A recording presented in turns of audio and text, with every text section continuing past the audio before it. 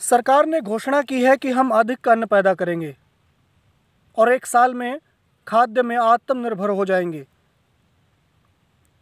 ये हरिशंकर परसाई का व्यंग है। दूसरे दिन कागज़ के कारखानों को 10 लाख एकड़ कागज़ का ऑर्डर दे दिया गया। जब कागज़ आ गया तो उसकी फाइलें बना दी गई।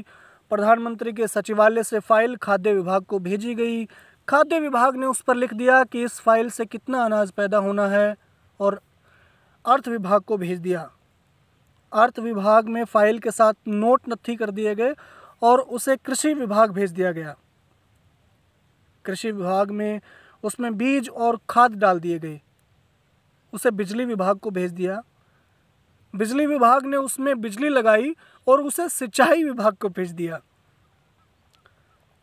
अब ये फाइल होम मिनिस्ट्री को भेज दी गई।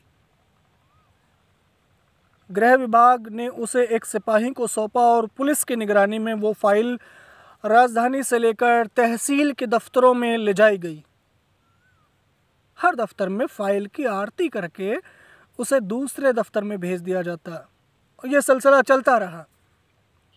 और अंत में जब फाइल सब दफ्तरों में घूम चुकी थी तो अफसरों ने सोचा कि अब फाइल पूरी तरह से पक गई है तो इसे फूड कॉरपोरेशन के दफ्तर में भेज दिया जाए और उस पर लिख दिया गया कि इसकी फसल काट ली जाए।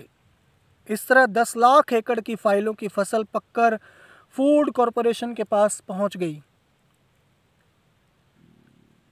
एक दिन एक किसान सरकार से मिला और उसने कहा कि हुजूर, हम किसानों को आप ज़मीन, पानी और बीज दिला दीजिए और अपने अफसरों से हमारी रक्षा कीजिए तो हम देश के लिए पूरा अनाज पैदा कर देंगे। जानते हैं सरकारी प्रवक्ता ने क्या जवाब दिया? सरकारी प्रवक्ता ने कहा कि अन्न के लिए किसान की अब ज़रूरत नहीं है। हम 10 लाख एकड़ कागज़ पर अन्न पैदा कर रहे हैं। कुछ दिनों बाद सरकार ने बयान दिया, इस साल तो संभव नहीं हो सका, पर आगामी साल हम ज़रूर खाद्य में आत्मनिर्भर हो जाएंगे और उसी दिन 20 लाख एकड़ कागज़ का ऑर्डर और दे दिया गया। ये हरिशंकर परसाई का व्यंग था खेती। मेरा नाम है मंजीत गौतम।